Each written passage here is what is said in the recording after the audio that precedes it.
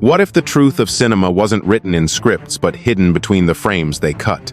In the golden age of action, between the late 80 seconds and mid-90 seconds, Hollywood gave us explosive heroes, merciless assassins, and one-man armies who could take down regimes with a single gun and a grudge. But behind the smoke and gunfire, some of these films carried messages that were far more dangerous than their bullets. Because some didn't just entertain, they exposed. They cracked open the myth of the hero, revealed the state-sponsored killers beneath the uniform, and forced us to ask, what if the system we cheered for was never on our side? These weren't blockbusters. They were low-budget, late-night airings, often forgotten, sometimes buried. But they dared to say too much. And when they did, they were re-edited, censored, or quietly buried under newer, safer releases. Some directors were pushed out, some scenes vanished, and some films were never meant to be remembered. But now, we rewind. We uncover the real from the vault, and we watch again with eyes wide open. These are the 5 films that revealed what Hollywood tried to hide. Film 1, Deadly Outbreak, 1995. He wasn't just fighting terrorists, he was fighting what they unleashed. Directed by Rick Avery and starring Jeff Speakman, Deadly Outbreak arrived in 1995 as yet another high-octane hostage thriller. Marketed as a die-hard clone, it followed a lone security specialist battling a group of bioterrorists inside a chemical research facility. Explosions, hand-to-hand combat, and a charismatic lone hero, it had all the markings of a by-the-numbers action flick from the VHS era. But something about it felt off. Underneath the surface-level gunplay, the film setting a top-secret U.S. chemical weapons lab wasn't just a backdrop. It was a warning. The storyline wasn't about random bad guys. It was about what governments were willing to hide. The villains weren't terrorists from afar. They were contractors who had once been part of the same system. And the most dangerous weapon wasn't a bomb, but the classified toxins stored deep in the labs, hinted to have been created by the U.S. itself. Most broadcasts trimmed nearly 10 minutes from the film scenes that reportedly showed documents, flashbacks, and audio tapes, revealing experiments gone wrong and military cover-ups. These weren't action tropes. They were narrative risks the distributors weren't willing to take. Jeff Speakman, a martial artist turned action star, gave a surprisingly grounded performance, not as a hero with a catchphrase, but a man caught in a machine he once served. The film never found theatrical release in most countries and quietly faded into late-night cable. But in hindsight, Deadly Outbreak wasn't about terrorists hijacking a lab, it was about a system hijacking morality, and the man who realized it too late. Sometimes, the most dangerous outbreak isn't a virus, it's the truth that leaks with it. Film 2, Silent Trigger, 1996. He followed orders without question until he became the target. Silent Trigger, directed by Russell Mulcahy and released in 1996, starred Dolph Lundgren as Waxman, a government-employed sniper whose missions are precise, covert, and classified. The film unfolds almost entirely within the shadowy architecture of an abandoned skyscraper, a location chosen not just for budget, but for metaphor. Every level they climb, every corridor they clear, mirrors a descent deeper into the mind of a man unraveling. On the surface, Silent Trigger is a minimalist action thriller. 2 operatives, Waxman and his spotter, Clegg, await orders for an assassination that never quite arrives. Tension builds, old missions haunt them, and flashbacks cut like bullets to the psyche. The film was marketed as a standard Lundgren vehicle. Low dialogue, high body count, and sleek weaponry. But what the trailers didn't reveal, and what many cuts of the film removed, was the existential crisis at its core. Waxman isn't a hero. He's a weapon suffering a malfunction called conscience. The deleted scenes included chilling conversations about targets being reassigned, and hinted that the missions were never about justice, they were political cleanups. One flashback, nearly 2 minutes long, was cut from several international versions. It showed Waxman hesitating to execute a child who witnessed a kill, a moment that redefined him from cold killer to haunted man.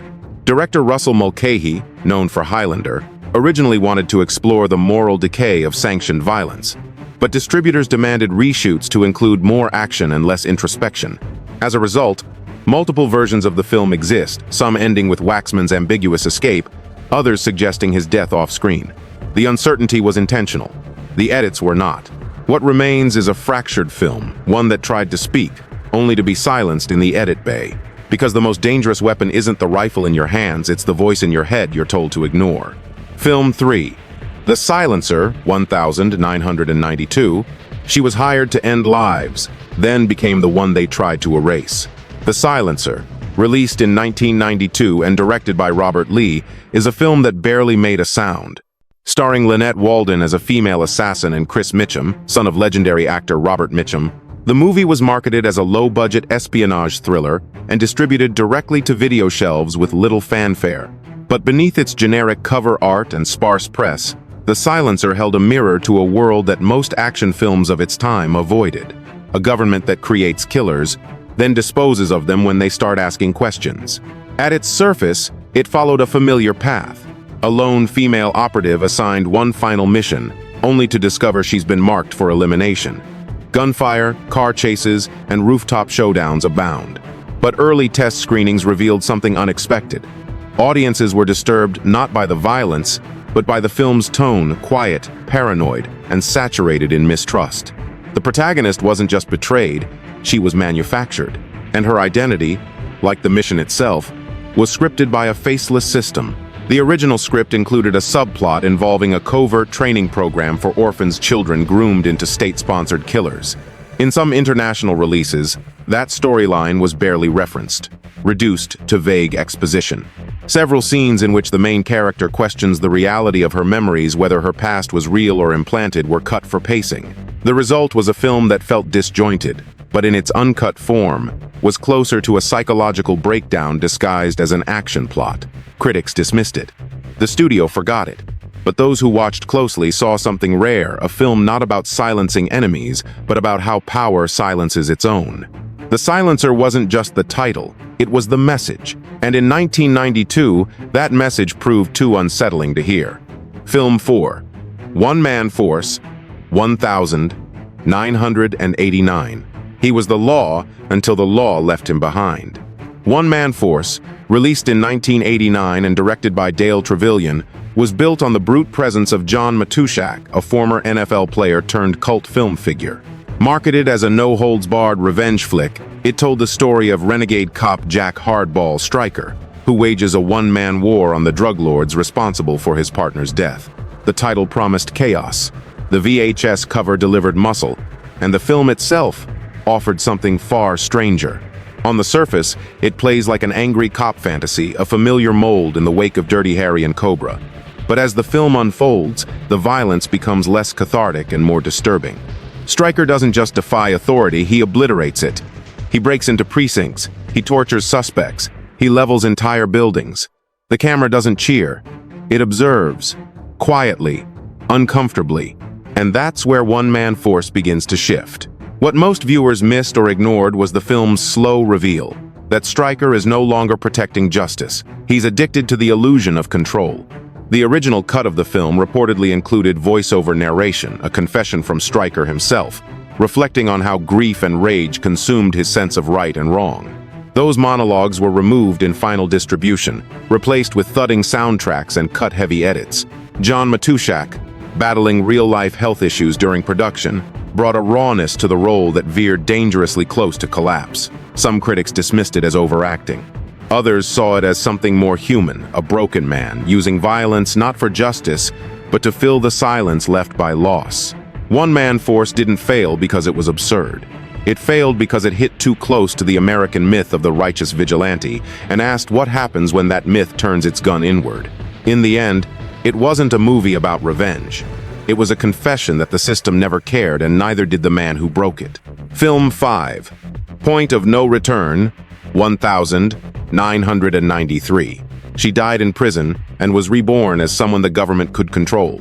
Point of No Return, directed by John Badham and released in 1993, was the American remake of Luc Besson's La Femme Nikita, a stylish reimagining that cast Bridget Fonda as Maggie, a convicted murderer sentenced to death, only to wake up in a secret government facility with a terrifying offer: become an assassin or disappear forever.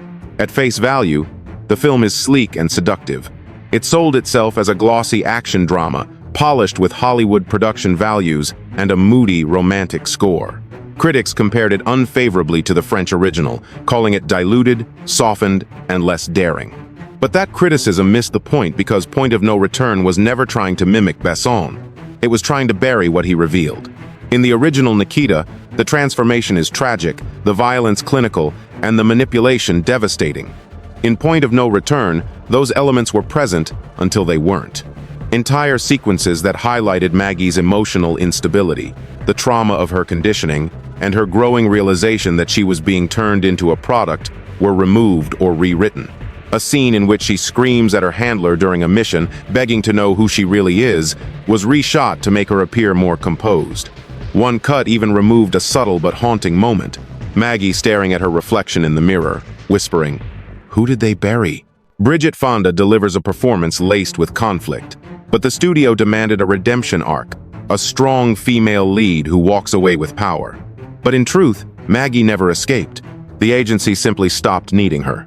What makes Point of No Return haunting isn't the action, it's the erasure, the silencing of the original message.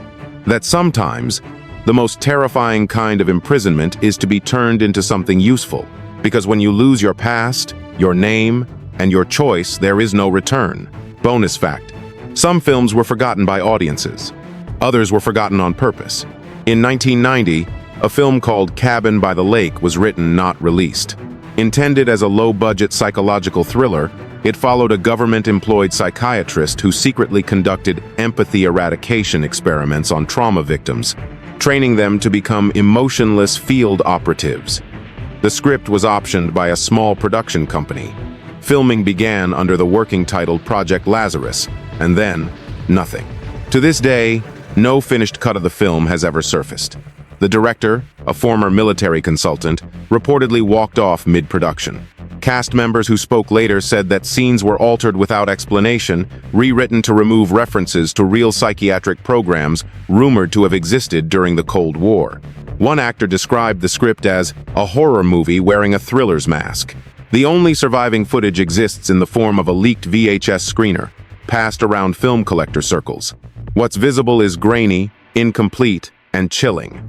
Long, still shots of victims rehearsing false memories, overseen by agents in mirrored glass rooms. There's no climax, just silence. The film was shelved indefinitely. The company that produced it went bankrupt 6 months later. And Project Lazarus became one of those titles whispered about in niche forums, a film not pulled for quality, but for curiosity. Was it just too experimental? Or did it reveal a little too much about how far systems might go to remove guilt from those they weaponize? No one really knows. And maybe that was the point. Some films fail on screen, others were never even allowed to fail. 5 films, each crafted with bullets, shadows, and silence. On the surface, they were action thrillers meant to entertain.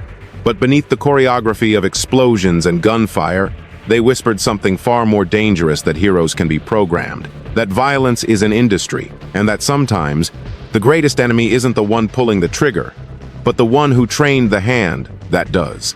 Deadly Outbreak hinted at toxins more moral than chemical. Silent Trigger exposed the cost of following orders too long. The Silencer asked what happens when identity is manufactured by power. One Man Force blurred the line between justice and obsession. And Point of No Return stripped away the illusion of autonomy in a world where usefulness matters more than freedom. Together, they formed a broken mirror, each shard reflecting a version of truth Hollywood wasn't ready to face.